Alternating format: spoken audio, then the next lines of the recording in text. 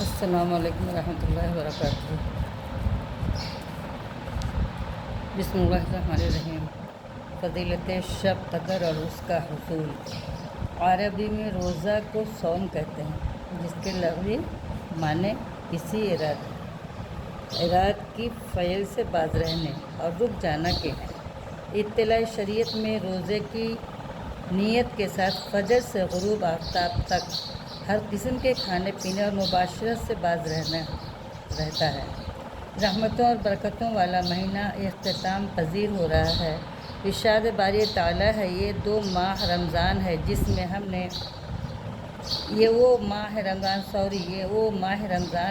میں ہم نے قرآن پاک نازل کیا، جو لوگوں کے لیے ہدایت ہے۔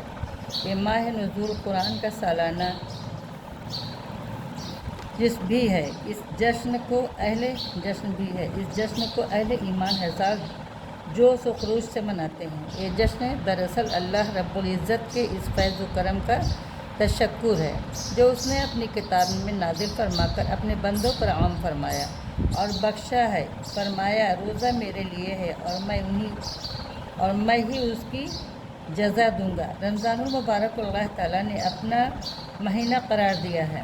یہ مہینہ روئے زمین پر بسنے والی پوری ملت اسلامیہ کی شان بھی ہے اور پہچان بھی ہے۔ حضور پاک صلی اللہ علیہ وسلم کا ارشاد ہے، اس ماہ مقدس میں اللہ کی رحمتیں تمہیں ڈھانپ لیتی ہیں۔ اللہ کی رحمتیں ہمیں ڈھانپ لیتی ہیں۔ اللہ تعالیٰ گناہوں کو معاف فرماتے ہیں، مغفرت کے فیصلے ہوتے ہیں، جہنم سے آزادی کا اعلان ہوتا ہے۔ رمضان المبارک میں جنت کے دروازے کھول دیے جاتے ہیں اور جہنم کے دروازے بند کر دیے جاتے ہیں۔ ایک حدیث میں ہے، حضرت جبرائیل علیہ السلام نے فرمایا، ہلاک ہو جائے وہ شخص جس نے رمضان کا مہینہ پایا اور اس کی بخشش نہ ہوئی۔ اس بد دعا پر حضور پاک صلی اللہ علیہ وسلم نے فرمایا، آمین۔ حضور پاک صلی اللہ علیہ وسلم نے فرمایا، روزہ ڈھال ہے۔ روزہ انسانی جذبوں کو دباتا ہے اور روحانی قوتوں کو بیدار کرتا ہے۔ روزہ کا اصل مقصد یہ ہے کہ انسان کے اندر اعلیٰ صفات پیدا ہوں، اسے خواہشات نفسانی پر قابو ہو۔ روزہ کی فرضیت اس بات کا درس دیتی ہے کہ تم متقی بن جاؤ۔ حضور پاک صلی اللہ علیہ وسلم نے اپنے دل کے طرف اشارہ کرتے ہوئے فرمایا، تقویٰ یہاں ہے، روزے ایمان والوں میں تقویٰ کی صفت پیدا کرتے ہیں۔ حضرت علی رضی اللہ کا ارشاد ہے، تقویٰ نام ہے معصیت پر اصرار نہ کرنے کا اور اطاعت پر گھمنڈ نہ کرنے کا۔ حضرت ابراہیم علیہ السلام نے فرمایا، تقویٰ اس کا نام ہے کہ مخلوق تمہاری زبان میں کوئی عیب نہ پائے، فرشتے تمہارے اعمال میں کوئی عیب نہ دیکھیں اور صاحب عرش تمہارے دل کے پوشیدہ گوشوں میں عیب نہ محسوس کرے۔ روزہ دراصل انفرادی اور اجتماعی عبادت ہے۔ روزہ اور صبر مصائب کے مقابلے کی مشق ہے۔ رمضان المبارک میں ایک نفل کا ثواب فرض کے برابر اور ایک فرض کا ثواب 70 فرضوں کے برابر ہے۔ سورہ بقرہ میں ہے کہ تم اس عہد کو پورا کرو جو تم نے مجھ سے کہا ہے، میں اس عہد کو پورا کروں گا جو میں نے تم سے کیا ہے۔ خود فرمایا، تم مجھے یاد رکھو، میں تمہیں یاد رکھوں گا۔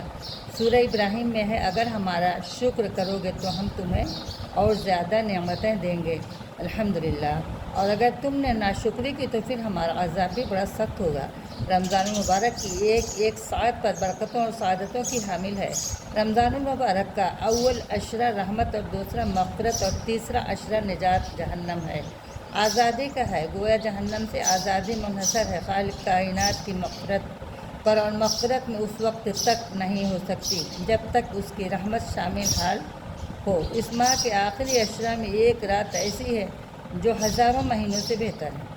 فرمایا، بلا شبہ ہم نے قرآن پاک کو شب قدر میں اتارا، اور آپ کو کیا معلوم شب قدر کیا ہے؟ شب قدر 1000 مہینوں سے بہتر ہے۔ فرمایا، بلا شبہ ہم نے قرآن پاک کو شب قدر میں اتارا، اور آپ کو کیا معلوم شب قدر کیا ہے؟ شب قدر 1000 مہینوں سے بہتر ہے۔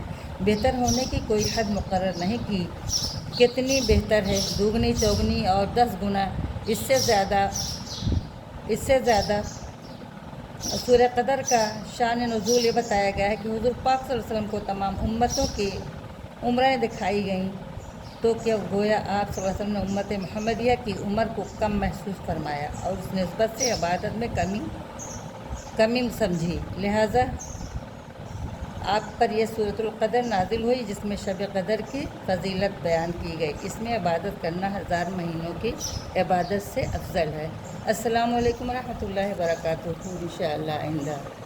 चिड़िया इतना चिल्ला रहे हैं, जैसे मैं उठ जाती हूँ फजर के टाइम, इन लोग जब पूरी रात सोते रहती हैं, सुबह होते ही जहाँ मैं निकली बेडरूम से ये लोग सब के सब आके हाजिर हो जाती हैं। अस्सलाम वालेकुम रहमतुल्लाहि व बरकातुहू। इंशाअल्लाह आइंदा।